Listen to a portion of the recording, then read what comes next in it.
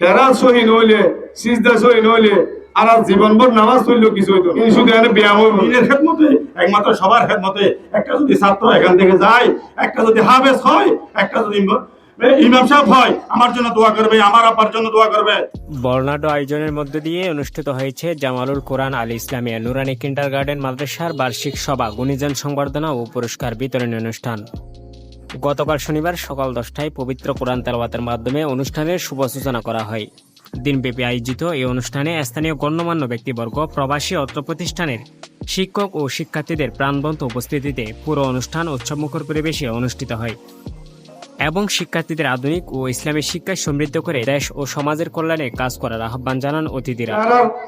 সিজদা ওর কিনা কেরাত ওর কিনা কেরাত সহিন হইলে সিজদা সহিন হইলে আর জীবনভর নামাজ পড়লেও কিছু হইতো না। শুধু এখানে ব্যায়াম হইব যে ছাত্র কলে হন যেকিন জানে আর মনে তাহার আমলের মধ্যে শুধু ফুরকা নিয়ে গিয়ে পড়লে বলছে না বললে নাই। আপনার সন্তানকে মাদ্রাসা পাঠানো থেকে বাড়িতে যাওয়া পর্যন্ত শিক্ষক থেকে অভিভাবক সবার দায়িত্ব।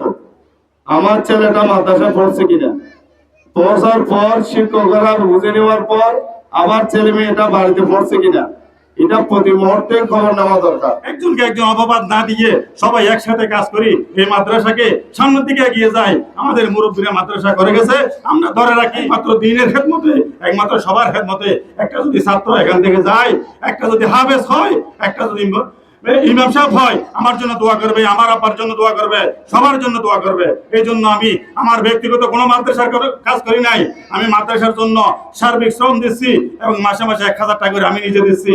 গর্ব করে বলতেছি না, আমি বিদেশ থেকে আসি 5 বছর, আজকে আমার কোনো চাকরি নাই, কোনো কিছু নাই, তারপর আলহামদুলিল্লাহ এই মাদ্রাসার সাথে থাকবো।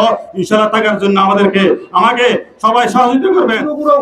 মনীষা বলে বেশি দায়িত্ব রে আপত্তিতে নাকি দেখতে দিলে মনীষা বলে ধন্যবাদ জানায়। আল্লাহ আরে দূর একাউন্ট দিয়ে দেয়, ব্যাগগুলো সুস্থ সবল সজ্ঞানে পরিশ্রম করছে, তাদের দূর করতে কি আগামী ভবিষ্যতে আরো কিছু গরিবের বেলায় ব্যাগগুলো তো সহযোগিতা করা হবে। অত্র মাদ্রাসার শিক্ষার্থীদের অভিভাবকদেরকেও আমি আহ্বান করছি, যার আর্থিক সহযোগিতা হিসেবে মাদ্রাসাকে আরো বড় করার জন্য এবং সুন্দর করার জন্য আর্থিক সহযোগিতা যে দূরে পারেন এতদূর থেকে নিজের থেকে সহায়তা করবেন। অনুষ্ঠানের শেষ পর্বে অত্র প্রতিষ্ঠানের বিভিন্ন গুরুত্বপূর্ণ কাজে অবদান রাখা অতিথিদের বিশেষ সম্মাননা প্রদান করা হয়। এরপর মাদ্রাসার উত্তীর্ণ ও কৃতি শিক্ষার্থীদের হাতে বিভিন্ন পুরস্কার ও নতুন ড্রেস তুলে দেওয়া হয়।